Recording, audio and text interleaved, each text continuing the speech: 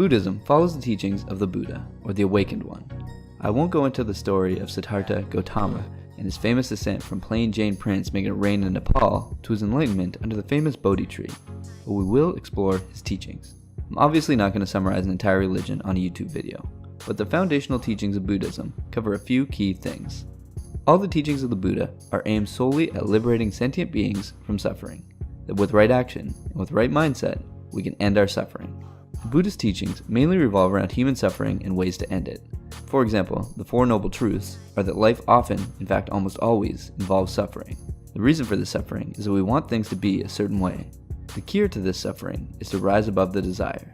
And the way to rise above this desire is to follow the Noble Eightfold Path, practices which help us change our minds and understanding. Now that we're getting further down the rabbit hole, the Noble Eightfold Path is another one of the main Buddhist staples. That if we take right view, right resolve, right speech, right action, right livelihood, right effort, right mindfulness, and right concentration, then we can begin to understand the Four Noble Truths. We can understand our suffering and reach nirvana. Now, nirvana isn't just a famous band from the 90s. It's a supreme state of being in Buddhism. It means the complete letting go of desires and suffering. As we can see, the Buddhists believe most of the problems in the world are due to suffering, and a lot of our suffering is caused by our desires. Buddhist practices are focused on removing our desires and living in the present moment. The one who has conquered himself is a far greater hero than he who has defeated 1,000 times 1,000 men. This has been a brief summary of Buddhism and what the Buddhists believe.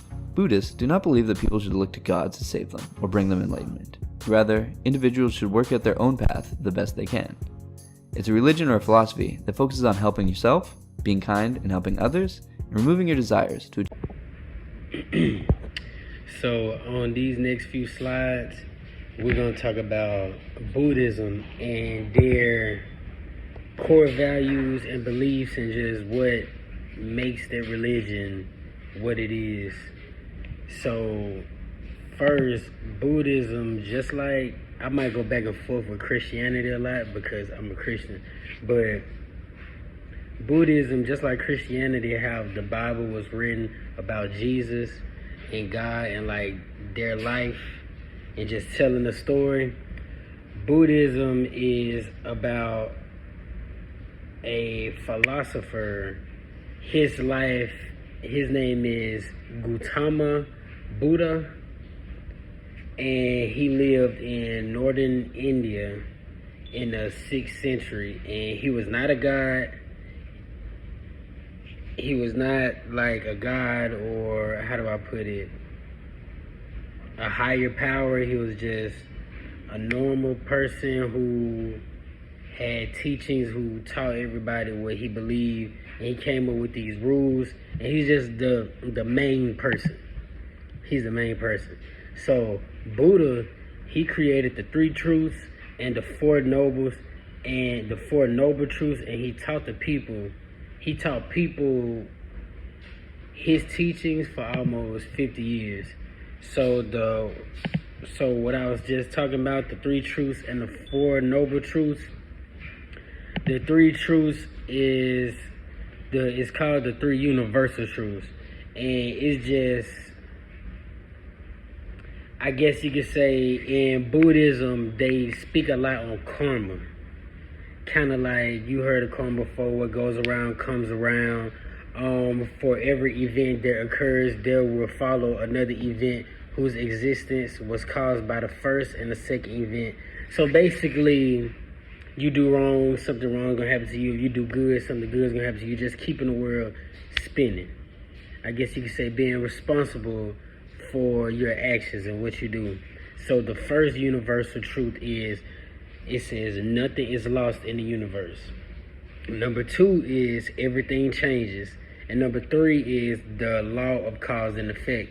And I guess you could say 3, the law of cause and effect, kind of go hand in hand with karma, because the cause and effect, like what you do in life and how you live your life throughout Buddhism, will affect how, I guess you could say, your afterlife is. So another thing that Buddha created was the 4 noble truths. And the 4 noble truths is, I just had it typed up. The 4 noble truths is that human life has a lot of suffering. It also says, I have these on here.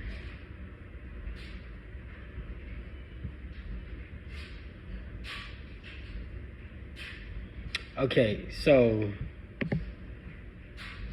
during the Four Nobles, there's four truths, and I'm sorry if I had trouble pronouncing these. One of them is called dukkha. The other one is called samudaya. Then you have nirodha and magga. And so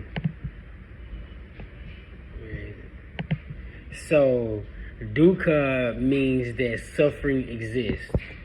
So life is suffering. Suffering is real, and like just the bad, people being sick, pain, failure, like suffering is that's number one. Number two, samudaya, that means there is a cause of suffering.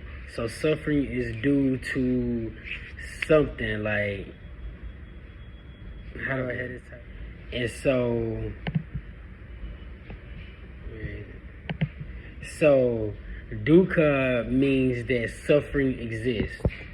So life is suffering. Suffering is real, and like just the bad, people being sick, pain, failure, like suffering is that's number one.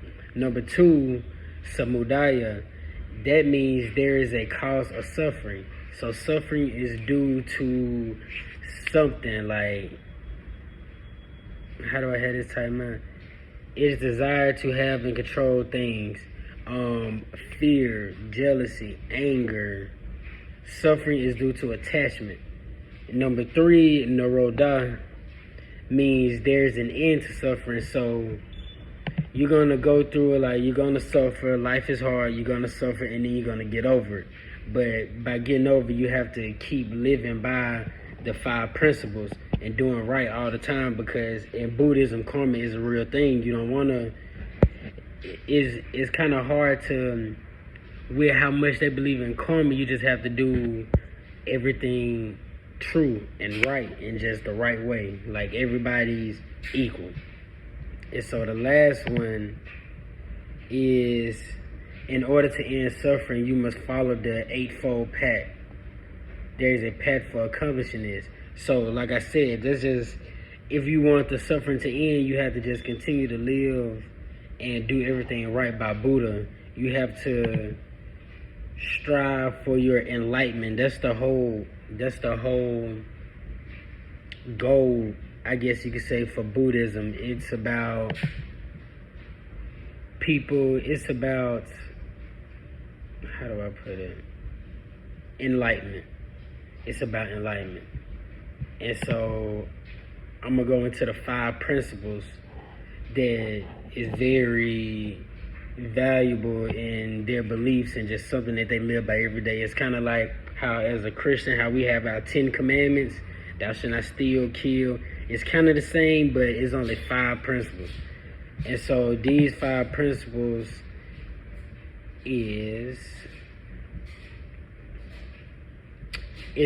the 5 principles is called Panchil. And number 1 is do not take a life, so do not kill. Number 2 is do not steal. Number 3 is do not commit adultery. 4 is do not lie. And number 5 is do not consume liquor, alcohol, or getting drunk. Stuff like that. So kind of similar to the 10 Commandments in Christianity. They live by that every day, and they don't take a day off. And okay, so on to the next. So in Buddhism, another belief in Buddhism that's very important and very necessary is meditation. They take meditation very serious, because meditation is how you can. Meditation is the essential practice for most Buddhists. Whenever they look into themselves, when they seek enlightenment and they're just searching within themselves, looking for the truth and understanding the teachings, they meditate. So meditate is very important and a very common practice in this religion. And I can't really go into detail about how important it is. Like, I'm pretty sure they meditate multiple times every day. There's certain ways you can meditate, but meditation is definitely a very strong practice that they do. And another core belief that Buddhism have is reincarnation. And reincarnation is people being born again after dying, so rebirth. So I'm gonna tell you a little bit more about that. It says that he kind of compares it to a leaf growing on a tree. So when a leaf fall off a tree, it grows again, and it might not be the same shape, size, color. Like, in their religion, they believe that when someone dies, that they are reborn again. Maybe not as the same person, but they just believe in cycles of life. There are cycles of birth, living, death. You get rebirth. Like, they believe in coming back. Like how you would say, if I was to pass away, I would come back as a bird. And they believe in that. So reincarnation is definitely a belief that makes that religion, because not too many religions believe in reincarnation. And so now I'm going to go to the next slide, and I'm going to tell you about just some facts. So like I said, this whole religion is based off enlightenment, just trying to get your enlightenment. And Buddha actually means the enlightened one. The rules that we talked about, the 3 truths and the 4 noble truths, Buddha wrote those down in the beginning, and it says that he wrote them down on a leaf, a palm leaf, and this is known as the Tripitaka. So just how in the Bible, how they say that it was first written down like in stone, Buddha first wrote the rules and stuff down on a palm leaf. Vesak is Buddha's birthday. They celebrate his birthday.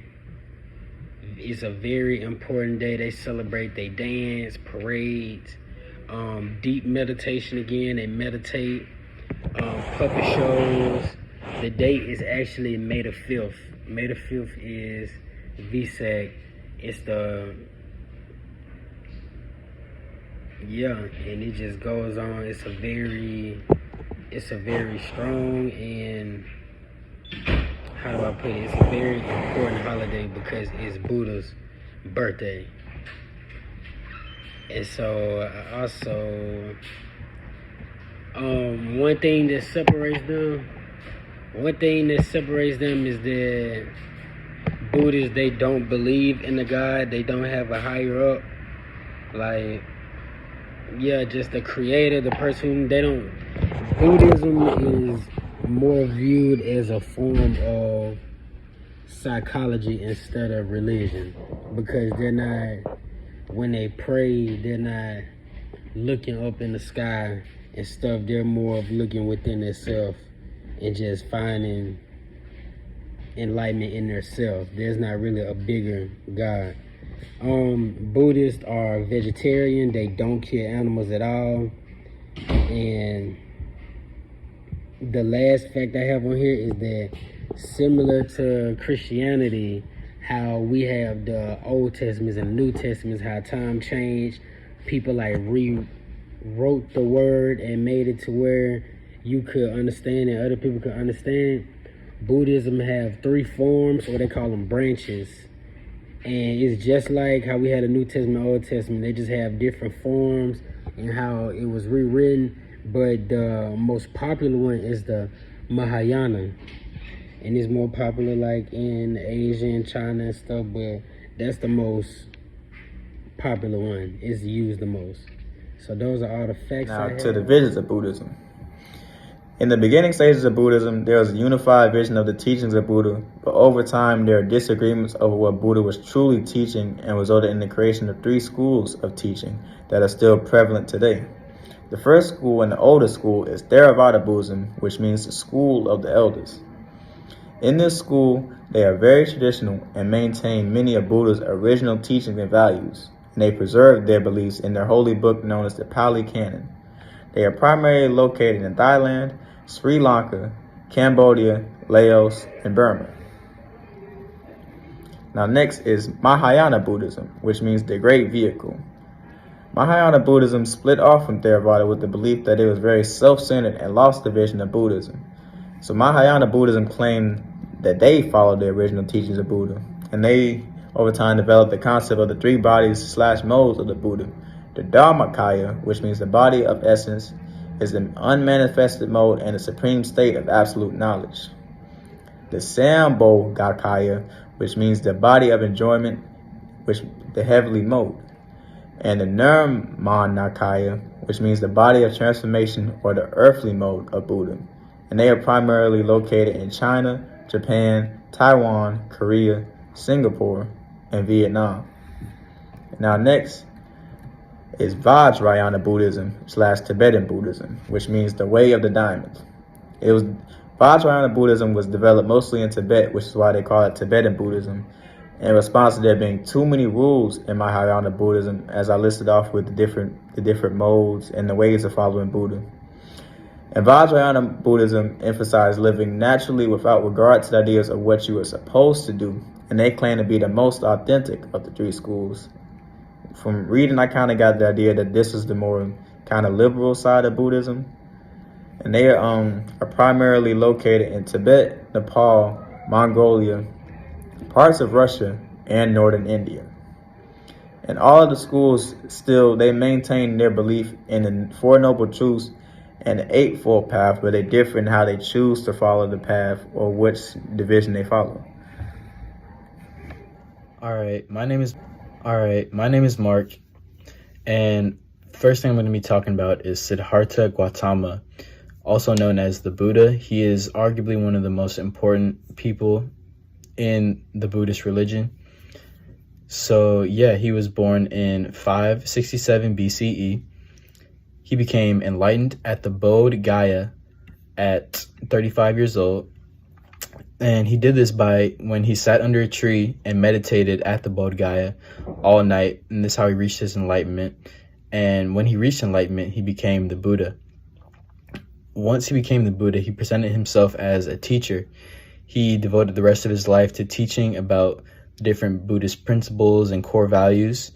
And he never viewed himself as a deity or someone that wanted to be worshipped by other people. That was never that was never what he wanted to be, and that's not how he viewed himself.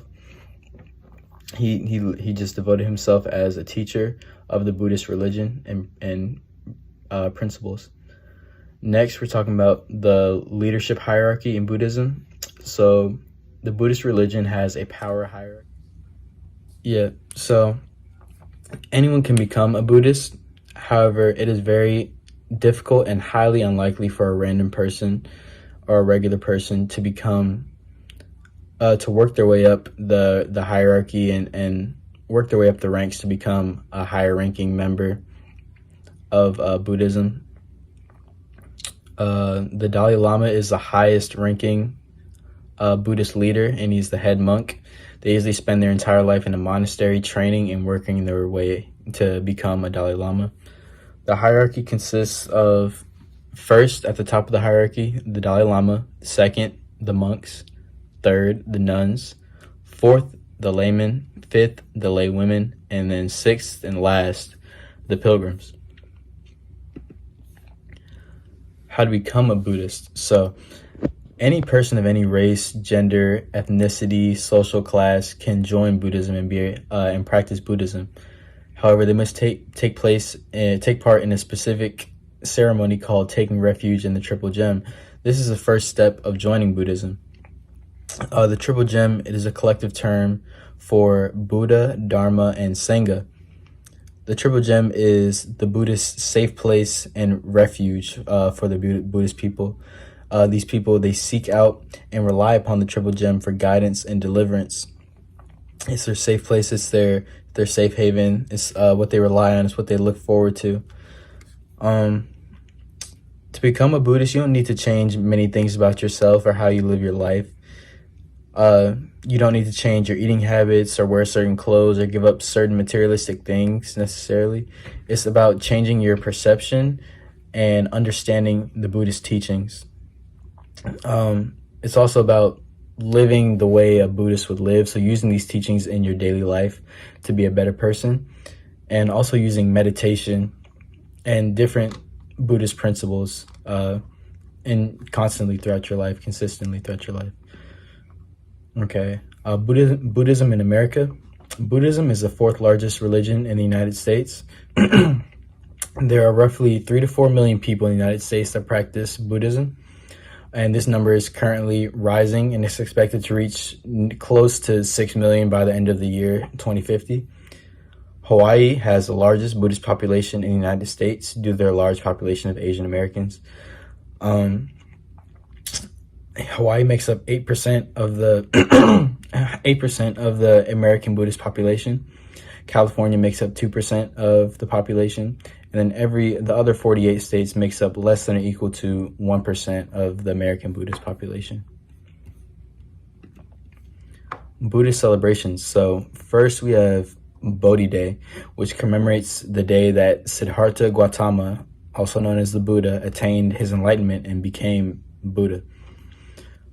Wesak Day, which is celebrated on the first full moon in May. It commemorates the birth, death, and enlightenment of Siddhartha Gautama. It is the most important Buddhist festival, and during this festival, Buddhists also try to gain their personal enlightenment. Magha Puja Day and Sangha Day, which occurs on the day of the full moon in March. On this day, Buddha gave his message called the Ovada Patimokkha, which led to many miraculous events taking place.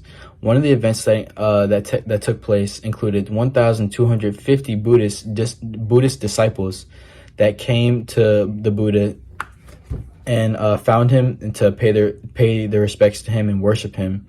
And what was so miraculous about this event is that they were not summoned. He did not call them. They just miraculously found him. And then lastly, the Buddhist New Year, which is celebrated for 3 days after the first full moon in April. Hello, my name is Corey Shipman, and today I'll be talking about famous people who follow Buddhism. First, I have Keanu Reeves, and he is an American actor. Second, we have Robert Downey Jr., and he is an American actor that claimed Buddhism that helped him with his alcohol problems and drug addictions. As we all know, Steve Jobs, he's the founder and CEO of Apple. He is also a follower of Buddhism. And also we have Bill Gates, and he is the founder of Microsoft. Katy Perry, we know she is a famous American singer, and she is also a Buddhism follower. And also we have an athlete, the famous Tiger Woods, who is a famous American golfer. And lastly, we have Phil Jackson, who is a former NBA player and coach. Next, we'll talk about the Buddhist temples in NOLA in New Orleans. And there's several here that we have discovered, and I'll talk later about our visit. But for right now, these are some in New Orleans. The first one is the New Orleans Zen Temple. The next one is Mid-City Zen. And after that, we have Van Han Buddhist Temple, and then following that is Wat Wit Tamaranian Buddhist Temple, and then the next temple is called the Chia Bodhi Buddhist Temple, and lastly we have the Chua Bodhi Buddhist Temple. In transition to that, I'll be talking about the customs that many Buddhists practice. Basically, there are very different customs that different religions practice, and Buddhists are different because they have different diets and restrictions that cause them to act and eat and dress differently than other religions. So one of the main differences is their diet in comparison to like Christianity and other things is because they're vegetarians, because they believe in their sacred text that they shouldn't consume animals. It's not considered a sin, but it's considered cruel and inhumane to the society that they believe. And their diet is considered a lacto-vegetarian, which means they consume dairy products and they exclude all forms of meat. Buddhisms are not allowed to drink alcohol. It's kind of similar to Christianity, but they're discouraged to drink alcoholic beverages, and it's kind of also considered a cruel act in their sacred texts as well. In some seasons, Buddhists practice a thing called intermittent fasting. They restrain from food during noon until dawn, and this is called an act of self-control. So many of Buddhists in different seasons, they practice this fasting to, practice and show that they can control themselves and show respect to Buddha. So in transition to that, another custom that they practice is in their clothing choices. And Buddhists usually wear robes that are mixed with oranges and brown. And if you've seen in like television or any pictures in Google, you can see that most of the Buddhists on the internet and just in general from like all over across the world, you always see them with a robe that's like in a darkish color. They never wear like colors that stand out because it's just part of their tradition. But usually it's in, like I said, oranges and brown. They don't wear any colors that are primary colors because it's just a contrast to what they've practiced. And there's a reason for this. The Buddhist robes are used to symbolize simplicity and the detachment from materialism. So what I kind of learned from this is that they stray away from like things that cause commotion, because Buddhists are really like humble people, and they're not like, considered to be selfish or anything like that. So they don't typically wear things that draw attention to themselves because they're focused on representing Buddha and not representing themselves.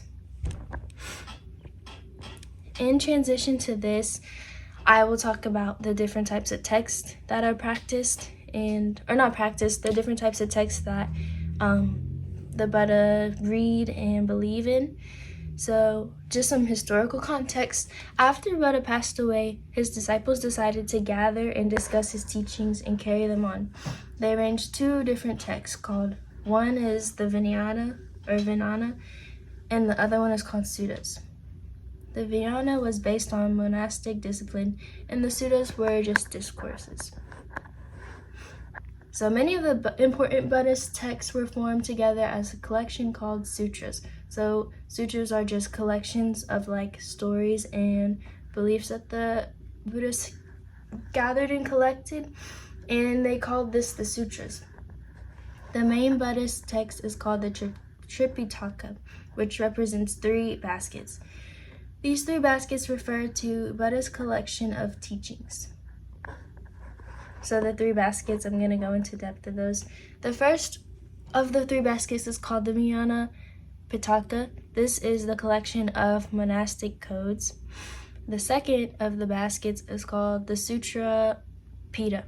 The Sutra Pita is the collection of discourses given by the Buddha and his closest followers and disciples.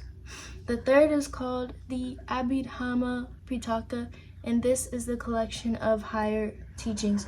So from when I was reading this, I gathered that these 3 different baskets are kind of collected from 3 different groups of the followers. So one of the followers are like from the higher ups, then like middle class, and then the first.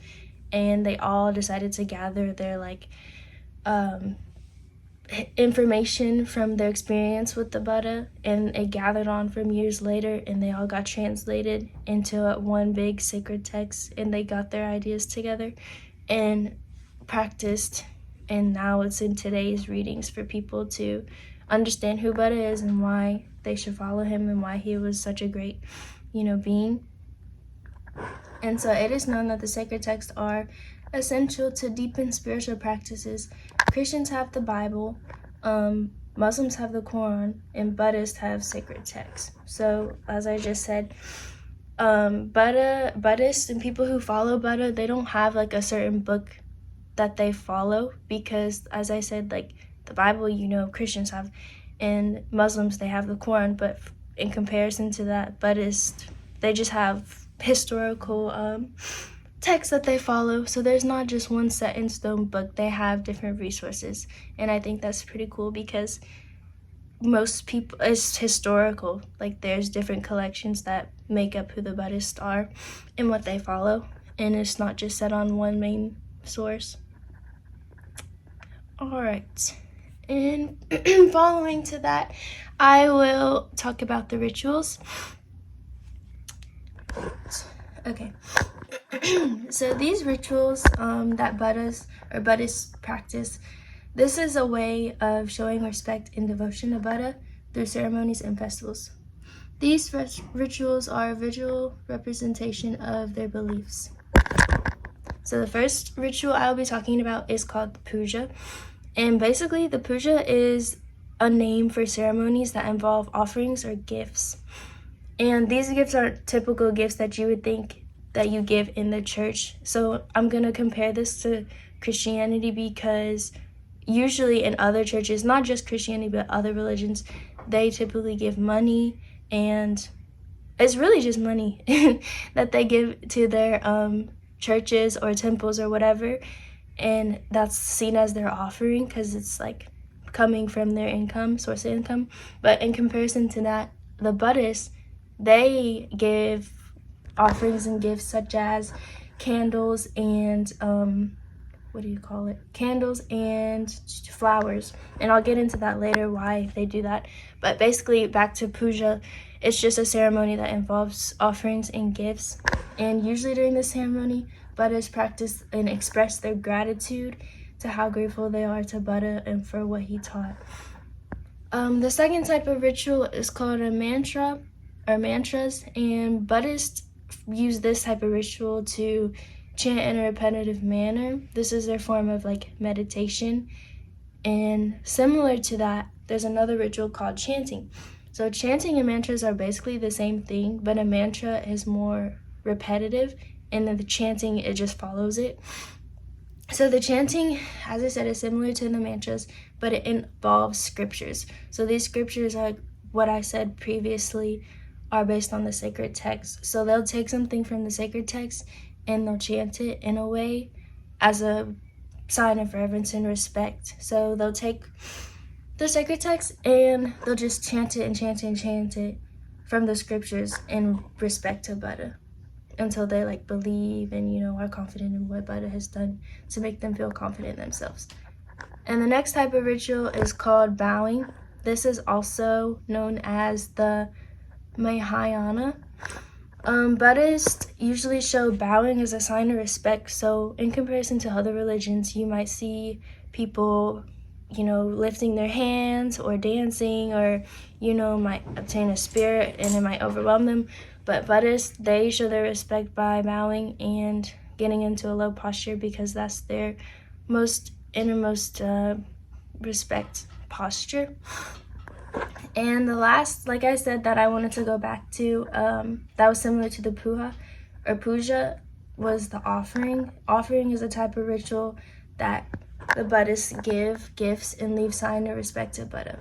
So, like I said, other religions give money, the Buddhists give candles and flowers.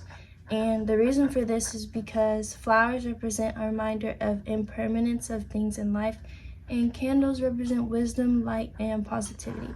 So there's a lot of differences from Buddhist and other religions, but Buddhists are more freely going and they praise one being, and they show their respect for our Buddha in different ways, but these were the few ways and rituals that stood out to me, and I thought they were very interesting.